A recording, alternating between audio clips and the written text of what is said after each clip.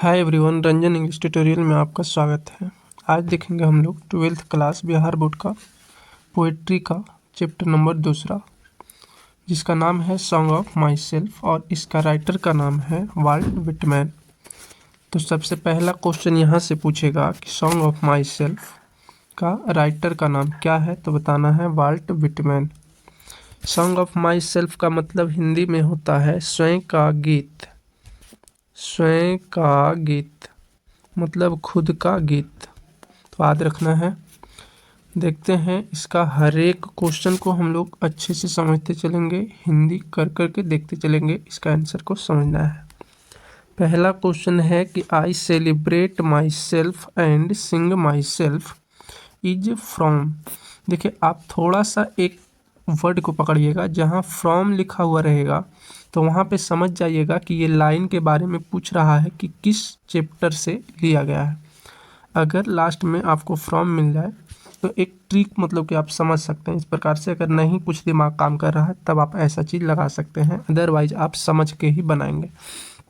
तो क्वेश्चन है कि I celebrate my self and Singh my self, ये जो लाइन है किस से है? स्नेक नाम का चैप्टर से है, कि no the lips are falling fast से है, कि सॉन्ग ऑफ माई सेल्फ से है, या फिर ऑड टू ऑटम से है? तो आपको पता होगा, अगर पढ़े होंगे तो ये लाइन कहाँ से लिया गया है? सॉन्ग ऑफ माई सेल्फ से लिया गया है। तो एक का ऑप्शन होगा सी। अगला क्वेश्चन को देखते हैं। क्वेश्चन नंबर 2 बोलता है कि Walt Whitman was a an, मतलब वाल्ट विटमैन थे एक, क्या थे? तो वाल्ट विटमैन के बारे में पूछ रहा है कि वो इंडियन पोएट थे, या फिर अमेरिकन पोएट थे, या फिर ब्रिटिश पोएट थे, या फिर रशियन पोएट थे। तो आपको पता होगा, तो ध्यान रखना है कि वाल्ट विटमैन जो थे वह एक अमेरिकन पोएट थे। ठीक है, वह एक अमेरिकन पोएट थे। तो इतना आपको ख्याल रखना है कि वाल्ट विटमैन क्या थे, एक अमेरिकन पोएट थे। आगे देखते हैं। क्वेश्चन नंबर 3 बोलता है कि the line hoping to cease not till death is taken from. देखिए, फिर से आ गया है फ्रॉम।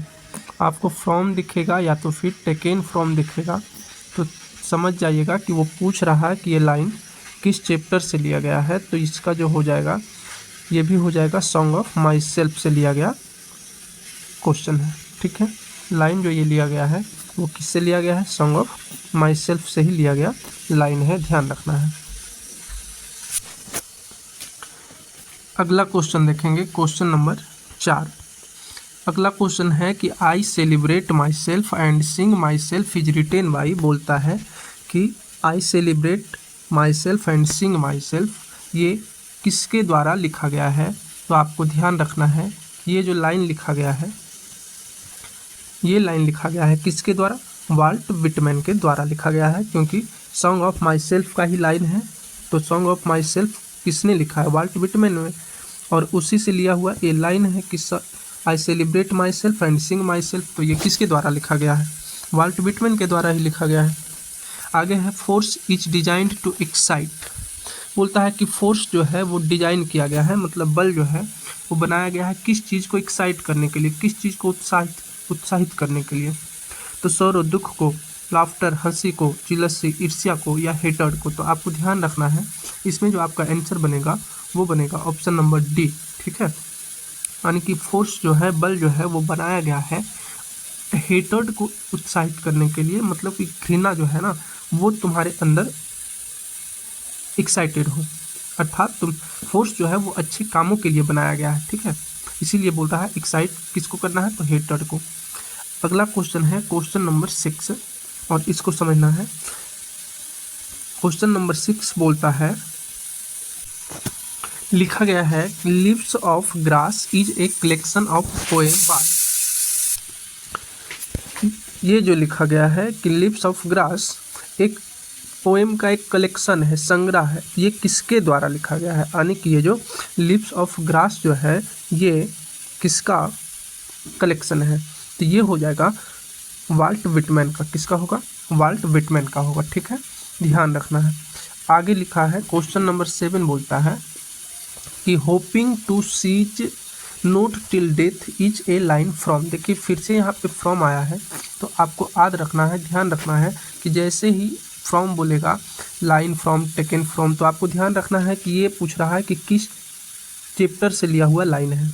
तो यहाँ पे भी बनेगा आंसर क्या, सॉन्ग ऑफ माई सेल्फ। मतलब कि ये जो लाइन ऊपर लिखा हुआ है कि hoping to cease not till death, मतलब मृत्यु तक नहीं रुकने वाले हैं, आशा जो है वो नहीं छोड़ने वाले हैं। तो ये लाइन किससे लिया गया है, सॉन्ग ऑफ माई सेल्फ से लिया गया है।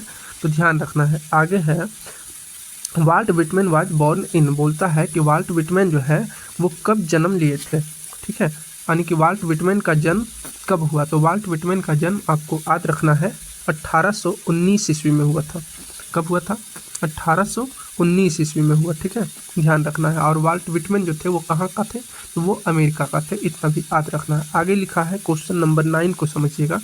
क्वेश्चन नंबर 9 बोलता है कि the poet in song of my self for himself.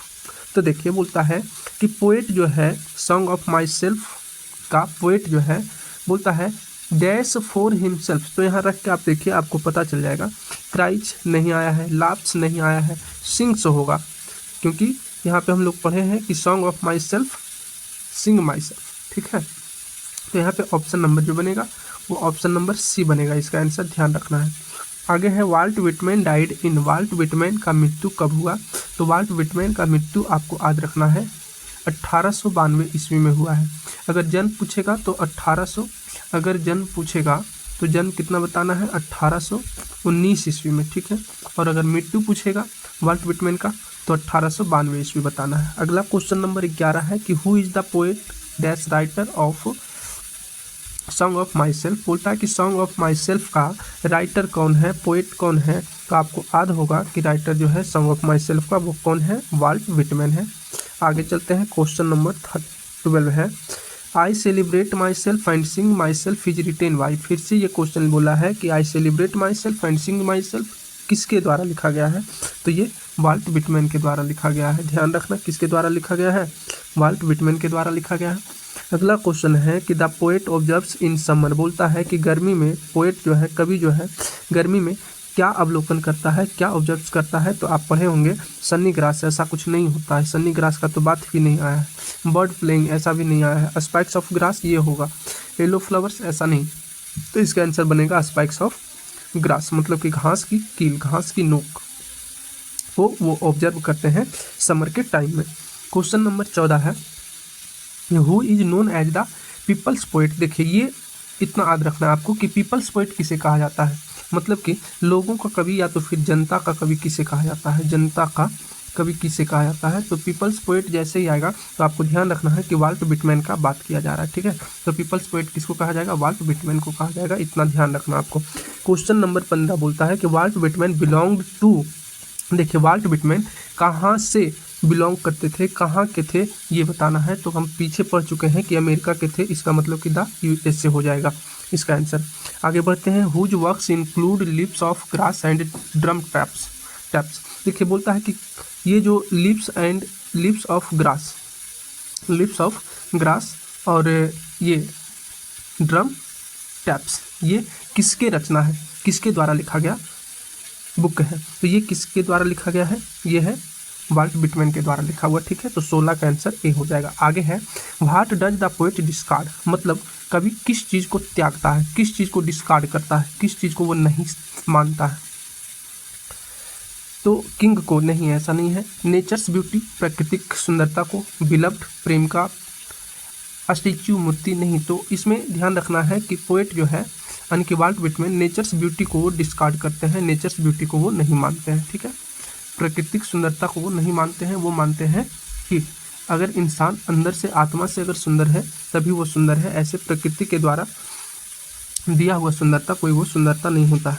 आगे है who is the speaker in this poem. देखिए स्पीकर कौन है इस पोएम का, स्पीकर का मतलब समझना है। स्पीकर किसको कहते हैं, तो स्पीकर बोलते हैं जो बोलने वाला होगा, ठीक है। अगर यहाँ पे अभी मैं बोल रहा हूँ तो यहाँ पे मैं स्पीकर हूँ, ठीक है।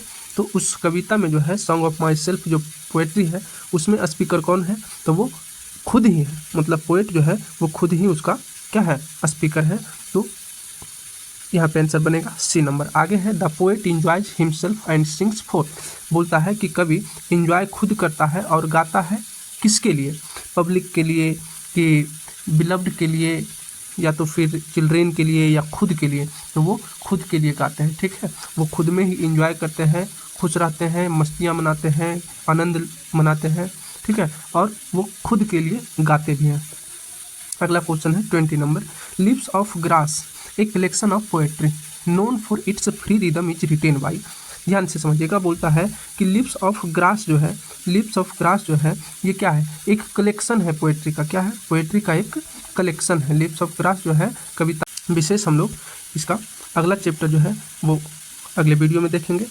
अभी तक बस यहाँ तक ही छोड़ते हैं, और आप लोग इसे ज़रूर से ज़रूर देखें, लोगों तक लाइक शेयर और सब्सक्राइब भी करें, भेजें दोस्तों के पास, जिससे हर किसी को फ़ायदा मिल सके। और अगर कहीं दिक्कत होता है, कोई प्रॉब्लम आता है कि हाँ समझने में कोई और प्रॉब्लम है, तो और हम सिंपल भाषा में समझाने का प्रयास करेंगे, ठीक है। तो आप कमेंट भी करें, जो भी प्रॉब्लम आता है उसको कमेंट ज़रूर से ज़रूर करें।